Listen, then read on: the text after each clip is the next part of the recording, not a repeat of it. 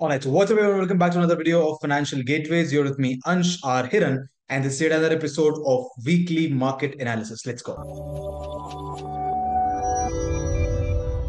Alright, so weekly market analysis everyone ऐसी series जहां पर हम हर हफ्ते आकर मार्केट का एनालिसिस करते हैं, देखते हैं निफ्टी बैंक निफ्टी के क्या लेवल्स हैं, कौन से सेक्टर्स हैं, कौन से ऐसे स्टॉक्स हैं जिनके ऊपर हम इस हफ्ते नजर रख सकते हैं. So let's get started with today's this weeks weekly market analysis. सबसे पहले देखते हैं कि निफ्टी बैंक निफ्टी में क्या हुआ. निफ्टी के अंदर अगर आपको याद हो तो हमने पिछली बार भी आपसे ये चीज कही थी कि मार्केट हमें पॉजिटिव टू साइडवेज नजर आ रहा है, मतलब कोई बहुत स्ट्रॉन्ग मूवमेंट अभी तक तो नजर नहीं आ रही है. भले ही ऑल टाइम हाइस के ऊपर है, ब्रेकआउट्स हो रखे हैं, लेकिन इतना पैसा पंप नहीं हो रहा है कि मार्केट एकदम स्ट्रॉन्ग एक ट्रेंड में आ जाए. और वही हुआ. मार्केट ऑलमोस्ट 2 दिन तो साइडवेज था, उसके अलावा लेवल्स ब्रेक करने की कोशिश की, ऑल टाइम हाइस ब्रेक करने की कोशिश की. बैंक निफ्टी 50,000 के ऊपर क्लोज हुआ है, बट आई डोंट नो ये कितना सस्टेन कर पाएगा. बट या almost sideways to positive market रहा. मिड कैप्स के अंदर ऑन दी अदर हैंड काफी अच्छा 4% की रिकवरी में देखने मिली. वॉल्टिलिटी जैसे हमने कहा था कि जैसे ही इलेक्शन खत्म होगा वॉल्टिलिटी अच्छे से डिक्रीज हो जाएगी. तो आपको देखने मिला होगा कि विक्स इंडिया भी 12 मतलब अपने बहुत हेल्दी लेवल्स के ऊपर आ चुका है. कोई बहुत ज्यादा वॉल्टिलिटी अभी मार्केट में नहीं है. अगर F I I D I data की बात करें, ऑप्शंस की बात करें, तो यहाँ थोड़ी सी दिक्कत है. दिक्कत क्या है? ऑप्शंस में सबको अच्छा लग रहा है कि भाई ओके, मार्केट में से पैसा निकल रहा है ऑप्शंस के अंदर से, अच्छी बात है. साथ ही साथ एक ट्रेंड लाने का ये आसार बना रहा है, ये भी बहुत अच्छा है. लेकिन फ्यूचर्स के अंदर आप देखेंगे तो फ्यूचर्स के अंदर कहीं पे भी बहुत अच्छा पैसा पंप नहीं हो. मतलब एफआईआई जो फॉरेन इन्वेस्टर्स हैं वो कंटिन्यूसली सेल कर रहे हैं, और जो इंडियन इन्वेस्टर्स हैं, डीआईआई जो हैं, इंस्टीट्यूशंस हैं, उनकी तरफ से बाइंग चल रही है. तो नेट नेट जो हिसाब बैठ रहा है वो बहुत बड़े अमाउंट जो मार्केट पंप होता है उसका नहीं है, अभी तक नहीं है. अब अगर देखा जाए तो लगभग लगभग सारे सेक्टर्स के अंदर एक फ्रेश ब्रेकआउट है. बहुत सारे सेक्टर्स ऑल टाइम हाई पे है. एफएमसीजी, ऑटो, मेटल, ये सारे ऑल टाइम हाइस के ऊपर है. पिटे हुए सेक्टर्स जो थे, मीडिया, वो भी अपनी रिकवरी दिखा रहे हैं, बॉटम फॉर्मेशन का सिग्नल दे रहे हैं, लेकिन पैसा पंप नहीं हो रहा है. अब ये चीज जब इलेक्शन से पहले दिख रही थी तब तो ठीक था, क्योंकि समझ में आता था कि मार्केट में वॉल्टिलिटी है, इलेक्शन के लिए इनडिसीजन है, इन सब रीजन से मार्केट ऊपर नीचे हो रहा है. लेकिन जब इलेक्शन के बाद एक क्लैरिटी मार्केट को मिल चुकी है, उसके बाद इस तरह के मूवमेंट आना थोड़ा अभी चिंता का विषय है. 2 दिन से मैं एक अच्छा मूव एक्सपेक्ट कर रहा था जब ऑल टाइम हाइस के आसपास निफ्टी गया, लेकिन कोई मूवमेंट आया नहीं, बहुत ज्यादा साइडवेज मार्केट रहा, which is a concerning sign. हो सकता है कंसोलिडेशन हो, उसके बाद एक अच्छा मूव आ जाए, लेकिन अभी के लिए जो ये पैसा नहीं जा रहा है वो थोड़ा सा मुझे कंसर्निंग लग रहा है. इसके लिए थोड़ा हमें बच के रहना पड़ेगा. अभी भी जो इलेक्शन के बाद ऑल इन जाने का वक्त आया था, वो अभी तक आता हुआ नहीं दिख रहा है. सेक्टर वाइज परफॉर्मेंस की बात करें तो ऑलमोस्ट सारे सेक्टर्स पॉजिटिव रहे हैं, आईटी एफएमसीजी को छोड़कर. बाकी सारे सेक्टर्स पॉजिटिव रहे हैं. मीडिया के अंदर सरप्राइजिंगली 4% का रिटर्न है. बॉटम बनने के, बॉटम फॉर्मेशन के सिग्नल्स वहां पे आ रहे हैं. रियलिटी इंफ्रा, ऑटो, जिसके ऊपर हम काफी टाइम से बुलिश हैं, कोई दिक्कत नहीं है. मेटल भी स्ट्रांग है, फार्मा भी अभी तक अच्छा है, कोई दिक्कत नहीं है. पीएसयू बैंक्स के अंदर रिकवरी आ रही है, which is a good sign. Market ये सारे न्यूज को अपने अंदर एब्जॉर्ब कर रहा है, which is a good sign. अब अगर देखिए पिछले हफ्ते जो हमने ट्रेड्स लिए थे उनका क्या रिजल्ट निकला. तो टाटा मोटर्स 4% के आसपास, BPCL 4.5%, L and T almost 5% के आसपास एक्टिव है. सिप्ला भी 3.5% के आसपास एक्टिव है. अल्ट्रासेमको, गुजरात गैस, इन सब के अंदर अच्छा खासा रिटर्न देखने मिला है. किसी में 7.5%, किसी में 10%, किसी में 11% का. इनको हमने अच्छे रिटर्न के बाद, अच्छे ब्रेकआउट जो हमें मिले थे उनके बाद बुक किया है. और हमने आपको पिछली बार भी कहा था कि बहुत सारे स्टॉक्स इसमें जो है वो शॉर्ट टर्म या हफ्ते भर के लिए नहीं है, वो पोजिशनल ट्रेड्स के लिए भी हैं, तो हम उनको भी होल्ड करेंगे. So let's see what happens. अब ये तो था पिछले हफ्ते के मार्केट का हाल. देखते हैं अगले हफ्ते मार्केट में और क्या क्या हो सकता है. सबसे पहले अगर बात करें निफ्टी की, तो निफ्टी के अंदर हमने आपको पिछली बार लेवल दिया था 23,353 का. 350 353 का हमने आपको लेवल दिया था. अब आप में से कितने लोगों ने मार्क किया? आई एम नॉट श्योर कितने लोगों ने मार्क किया, लेकिन अगर किया होता तो आपको समझ में आता why these levels are so so important. Look at this. Multiple times market इन्हीं लेवल्स को रिस्पेक्ट करता है, यहीं पर सपोर्ट लेता है, यहीं पर सपोर्ट लेता है, यहीं पर सपोर्ट लेता है. ऐसा क्यों होता है? कुछ तो पावरफुल होगा इन लेवल्स के अंदर, बट जो लोग फॉलो कर रहे हैं वो इस पावर को समझ रहे हैं, जो नहीं कर रहे हैं वो सिर्फ इन लाइनों को दिखते रह जाते हैं, और है ना, इस पूरी वीडियो को स्किप करके जो स्टॉक्स हम एनालाइज करते हैं उनको देखते हैं। But these levels are very very powerful. Now the levels are still intact. 23,500 का ऊपर ये जो लेवल है, इसके ऊपर जाने के बाद 23,900 का लेवल आएगा। एंड नीचे की तरफ जो 23,350, 22,780 और 23,000, ये जो दो तीन इंपॉर्टेंट सपोर्ट लेवल्स हैं, इनको मार्केट नहीं तोड़ना चाहिए इस हफ्ते के अंदर भी। अगर बात करें बैंक निफ्टी की, तो बैंक निफ्टी ने अभी भी अपना जो हाई था, जो बना था उस वक्त इलेक्शन के टाइम पे, रिजल्ट के टाइम पे जो बना था, उस हाई को अभी तक ब्रेक नहीं किया। जब तक ब्रेक नहीं करता है तब तक ये एक स्ट्रॉन्ग रेजिस्टेंस रहेगा 51,150 का। यहीं पर आकर मार्केट बार बार इस लेवल 50,000 का जो लेवल है, यहीं पर बार बार कंसोलिडेट कर रहा है।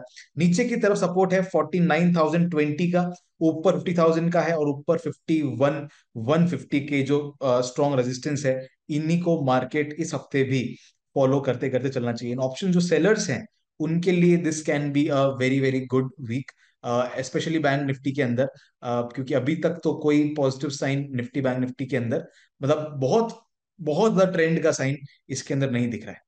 अब अगर बात करें कुछ स्टॉक्स की, तो पहला स्टॉक जो हमारे डार में है that is SBI life insurance. अगर आप यहाँ देखेंगे तो एक तरह का इन्वर्टेड हेड एंड शोल्डर बन रहा है। अगर ये देखने में आपको थोड़ा दिक्कत है, I will show you, practically दिखा देता हूँ कि ये एक तरह का हेड एंड शोल्डर पैटर्न यहाँ पर बन रहा है, जिसका ब्रेकआउट हमें यहाँ पर देखने मिल रहा है। तो अगर ये ब्रेकआउट सक्सेसफुल होता है, इसकी वॉल्यूम थोड़ी कम है ब्रेकआउट की, बट अगर सक्सेसफुल होता है, हाइस को ब्रेक करता है, तो डेफिनेटली अच्छे वॉल्यूम साथ करता है, तो एक अच्छा अपवर्ड टारगेट हमें एसबीआई के अंदर थोड़ा सा रिस्की ट्रेड है, बट क्योंकि मार्केट ज्यादा नेगेटिव नहीं दिख रहा है, तो इसको भी लिया जा सकता है। Next stock in my radar would be Indian oil corporation, IOC. वहां पर अगर आप देखेंगे तो काफी टाइम से जो कंसोलिडेशन था, उसके ब्रेकआउट के पास में मार्केट आ चुका है। अब ये अगेन जब ट्रेंड था तो काफी अच्छी वॉल्यूम थी, कंसोलिडेट हो रहा है, तो वॉल्यूम में कमी हुई है। अब अगर एक स्ट्रॉन्ग ब्रेकआउट होता है, एक स्ट्रॉन्ग ब्रेकआउट यहाँ पर होता है अच्छी वॉल्यूम के साथ में, तो आईओसी के अंदर भी हमें अच्छे रिटर्न देखने मिल सकते हैं। एंड एक तरह का डबल बॉटम फॉर्मेशन भी यहाँ पर हुआ है, जिसका भी ब्रेकआउट देखने मिल रहा है। तो ये सब चीजें दिखा रही है कि आईओसी के अंदर एक बॉटम फॉर्मेशन होके ब्रेकआउट हो सकता है। एंड अगर मार्केट पॉजिटिव रहा तो ये भी एक अच्छा ट्रेड हमें मिल सकता है। यहाँ आप देखेंगे तो वीकली आरएसआई भी 60 के ऊपर जाने की कोशिश कर रहा है, यहाँ पर 20 मूविंग एवरेज का सपोर्ट भी है। So because of multiple confirmation this is looking like a good trade for the upcoming weeks. Next stock in my radar would be HDFC life insurance. अगर आप यहाँ देखेंगे तो एक डबल बॉटम फॉर्मेशन हो रहा है। अगर आपको ये बटरफ्लाइज वगैरह समझ में नहीं आती है, आई जस्ट रिमूव इट। और एक डबल बॉटम फॉर्मेशन यहाँ पर हो रहा है, जहाँ पे फर्स्ट बॉटम, सेकंड बॉटम, और उसका ब्रेकआउट ऑलरेडी हो चुका है, राइट, और बहुत स्ट्रॉन्ग वॉल्यूम के साथ हुआ है, which is a great sign. और यहाँ पे जब ये ब्रेकआउट हुआ है, अब ये ऑलरेडी हमारे बाइंग लेवल से काफी ऊपर जा चुका है। आरएसआई भी 60 के अबव है, तो उसमें कोई इशू नहीं है।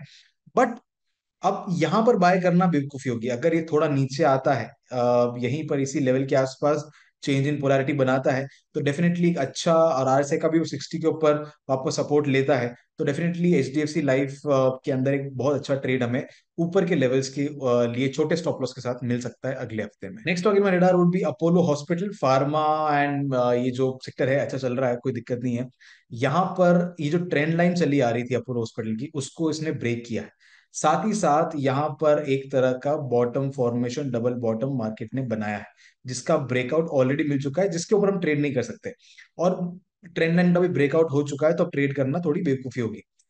अब अगर मार्केट अपोलो हॉस्पिटल का नीचे की तरफ आता है, यहां पर सीआईपी बनाता है, तो ना सिर्फ ये ट्रेंड लाइन की चेंज इन पोलैरिटी होगी, बल्कि ये जो डबल बॉटम फॉर्मेशन हुआ है, इसका भी चेंज इन पोलैरिटी हो जाएगा, और हमें एक अच्छे लेवल के ऊपर अपोलो हॉस्पिटल खरीदने का मौका मिल सकता है for a good upper target, right. तो अगर इस तरह का कुछ फॉर्मेशन होता है मार्केट के अंदर, डेफिनेटली मैं अपोलो हॉस्पिटल को अपने रडार में रखूंगा for the upcoming week.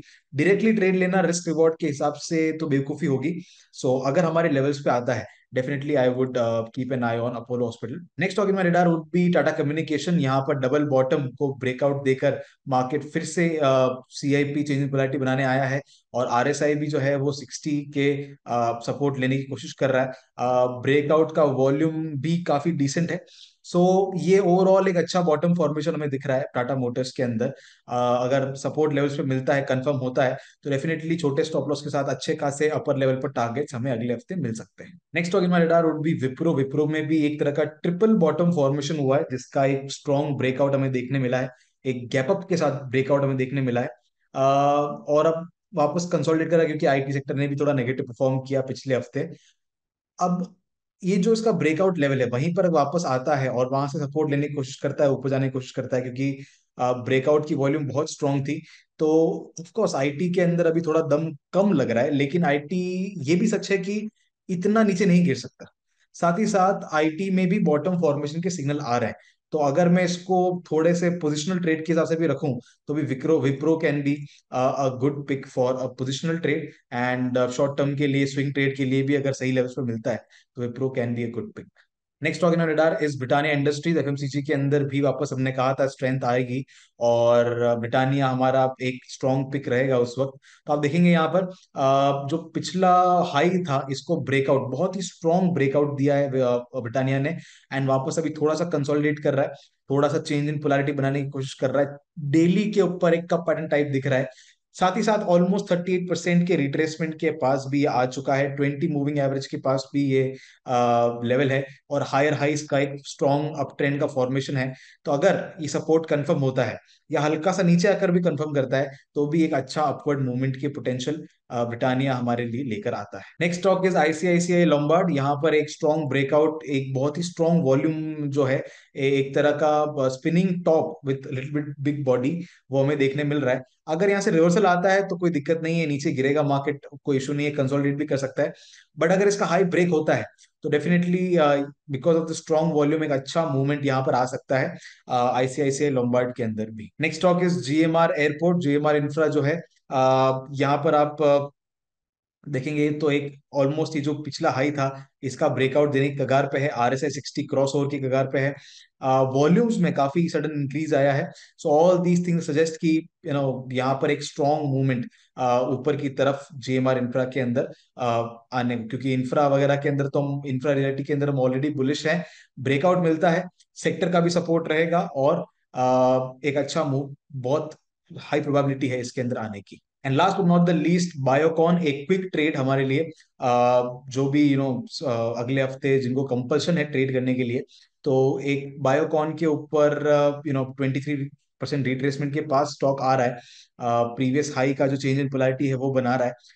RSI का 60 सपोर्ट है ब्रेकआउट के बाद। ग्रीन की वॉल्यूम स्ट्रांग है, रेड की वॉल्यूम कम है। इसका मतलब यहाँ पर मोस्ट प्रोबेबली ये सपोर्ट लेकर ऊपर जाने की कोशिश कर सकता है। तो अगर सपोर्ट कंफर्म होता है, एक छोटा सा ट्रेड, क्विक ट्रेड लेने की हम डेफिनेटली कोशिश करेंगे बायोकॉन के। सो वेल, ये थे अगले हफ्ते के लिए कुछ स्टॉक्स और कुछ सेक्टर्स जिसके ऊपर हम नजर रखने वाले हैं। अब कुछ इंपॉर्टेंट बातें मुझे आपसे करनी है। वो ये है कि सबसे पहले तो आपने नोटिस किया होगा कि हम अपनी यूजुअल स्ट्रैटेजी को छोड़कर इस बार काफी डबल बॉटम और पैटर्न के बेस के ट्रेड हम ले रहे हैं। ऐसा क्यों है? ऐसा इसलिए है क्योंकि जब मार्केट में अच्छा खासा करेक्शन आ चुका है, और मार्केट में बहुत सारे से पिटे हुए गिरे हुए सेक्टर्स भी हैं, जहां पर एक तरह से अब गिरावट बंद हो गई है, तो वो सेक्टर्स और वो स्टॉक्स ऐसे हैं जिनका अभी बाय करने का मौका है। लोग बोलते हैं ना कि यहां से यहां चला गया, यहां बाय किया होता तो स्टोरी अलग ही होती। तो वो टाइम मार्केट देता है, आपको आइडेंटिफाई करना आना चाहिए। और अब जब मार्केट वो टाइम हमें दे रहा है, इसका मतलब है कि this is a good opportunity in stocks को अच्छे लेवल्स के ऊपर बाय करने का, एंड कुछ वक्त के लिए होल्ड करने का भी। तो बहुत सारे स्टॉक्स जो बॉटम बना रहे हैं, उनको हम बाय करने की कोशिश कर रहे हैं, एक्यूमुलेट करने की कोशिश कर रहे हैं, जिससे एक अच्छा सा हमारा पोर्टफोलियो क्रिएट हो सके। चाहे सेक्टर्स को चुन के हम लाएं या स्टॉक्स को चुन के हम लाएं, हर एक के अंदर इस तरह का हम एक मूवमेंट, एक डिफरेंट तरीके से ट्रेड करने की कोशिश करें। तो जिस तरह से मार्केट का माहौल होता है, जिस तरह से मार्केट का मूड होता है, उस हिसाब से हमें हमारी स्ट्रैटेजी, हमें हमारे ट्रेडिंग करने के तरीके को बदलना पड़ता है। And this is what we trying to teach you. अगर आपको समझ में आ रहा है, कुछ नया सीखने मिल रहा है, definitely hit the like button. बताइए मुझे, are you liking the series और नॉट। एंड मैं मिलता हूं आपसे अगले वीडियो में। Till then keep learning and keep trading.